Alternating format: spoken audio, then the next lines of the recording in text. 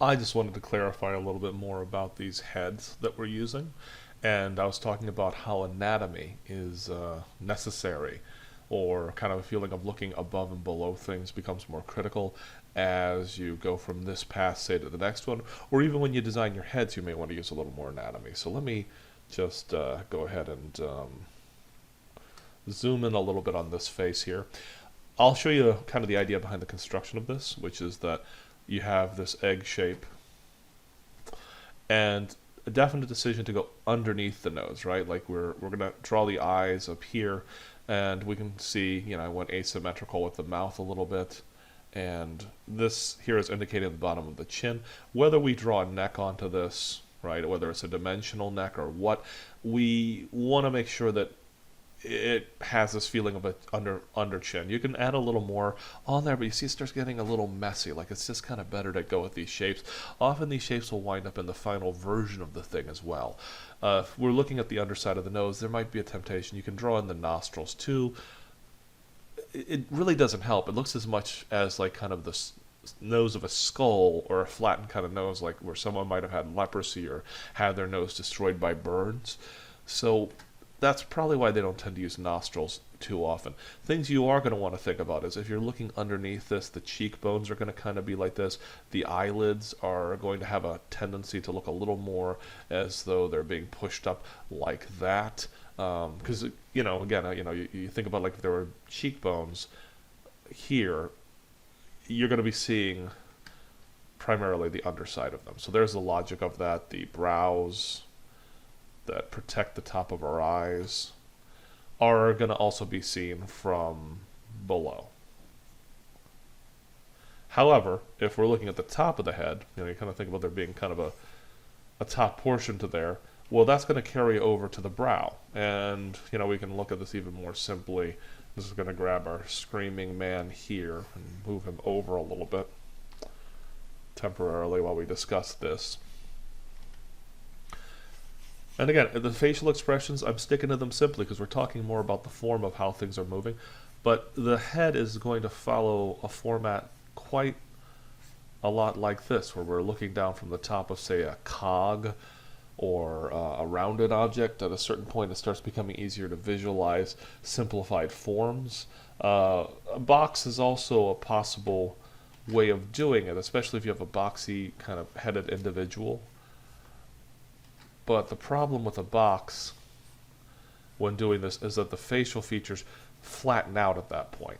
You're in a lot of ways you're much better off having them curve up and around the face. And you can see, okay, so you're seeing the top of this brow, which corresponds to this line right here. The nose is a protuberance. You can kind of treat it like maybe as a cone protruding out that's at a slight angle. Most people's noses point down slightly, just so that, with rain, that the rain doesn't go up your nose, right? If you had nostrils, say like an ape, where they were right on top, if it rained, you would die. Apes live in the forest, humans live out on the plains, so this is just kind of more of a less problematic thing. Like if you look at like the head of a whale, like a big rorqual whale, like a blue whale, their nose actually faces like ours, only it's flopped this way because with the water, the water's far more likely to go up and over this nose when they're going down than if the nostrils face the other way. Then it would go right in and it would kill the whale. So, there's reasons for why things are set up the way they are. Just be aware of them when you're building your character, that if you're looking at the top of the head, you're going to be seeing the top of the brow covering up the eyes. It's possible that the eyes in certain poses, especially like a heavy browed individual, they'll completely cover up and obscure the visibility of the eyes. The mouth might be kind of tucked up underneath the nose. So that's what explains that.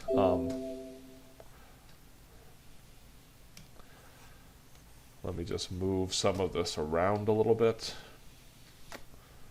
Sorry to kind of go about this in a somewhat haphazard manner. I got an awful lot of information going on in one spot. So, of course, this is going to be visible, luckily.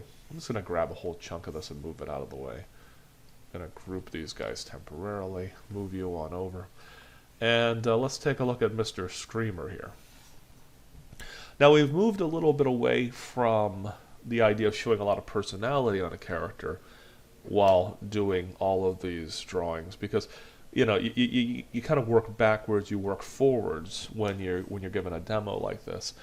But part of the working backwards is that we did lose some of the personality opportunity. So here I've got, a round-faced individual, and I think that's fairly effective to kind of pick like kind of a general facial shape, like say like a round-faced individual.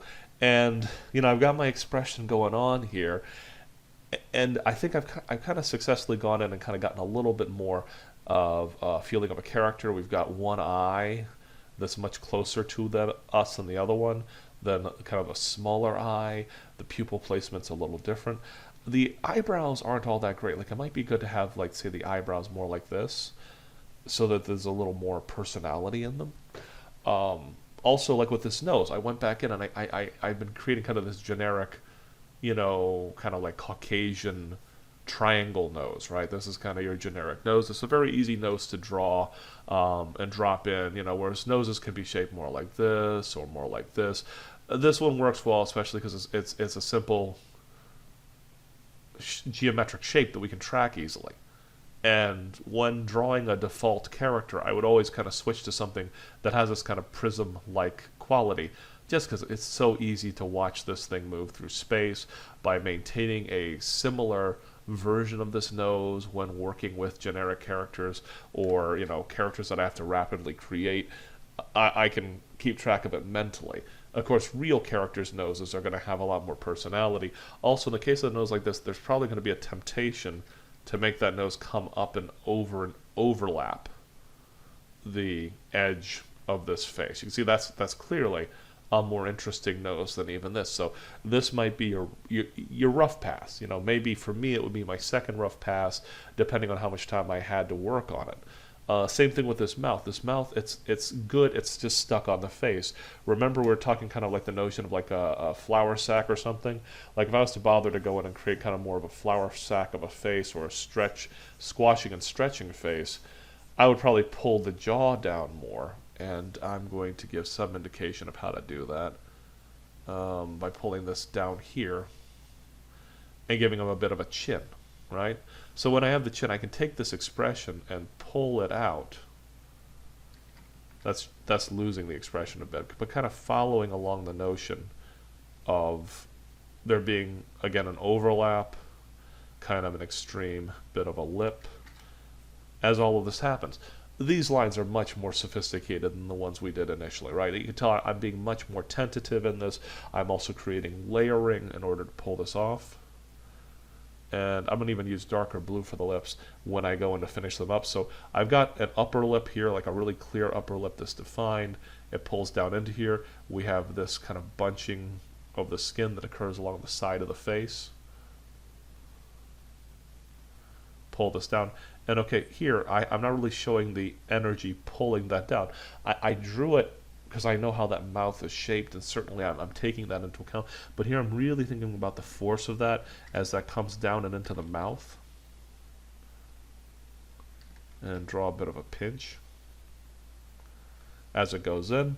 Okay, there's a bit of kind of the feeling of a jaw pulling in. I'm not going to give him too strong of a jaw because this is kind of a weak-jawed character. But in this pose, because he's going like, yeah, like he's pulling his mouth way down, I'm going to want to pull that down. That applies to where the teeth are. Like the teeth, I'm probably going to angle a little further back,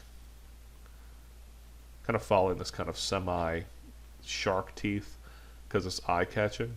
But you see it kind of pulls that back and into there. And these teeth, I want to follow this idea of like spatially they're coming back like so. This has pulled up a little, so I might even show a little bit of the gum. Don't want to show symmetry in the teeth. Really want to play with the asymmetry of the teeth. So I might actually make this tooth smaller because I want to show more of that. And of course the tongue is a relatively easy thing to show. You want to make sure that it's not competing visually with the teeth, and I'm having a little trouble finding that, but I do want to show the tongue here. Now what I can do with this tongue is I can take it a little more extreme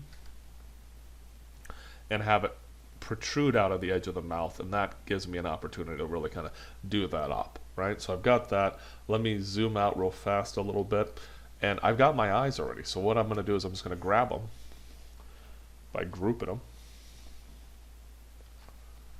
pull these eyes onto here. A lot more expression on this, you know. Cartoons can have their eyebrows come up and off of them, but you can see from this, you can go in and start going a little more extreme. I'm going to show you how to use the flour sack notion to make a face even more extreme in the next video. Alrighty.